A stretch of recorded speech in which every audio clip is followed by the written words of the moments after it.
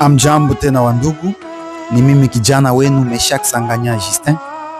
Nakuja tena kuwajulisha ya kwamba wimbo wetu wa Mimi ni Nani kwa lugha ya Kibembe unafanyiziwa kazi na utamalizika wiki ujao.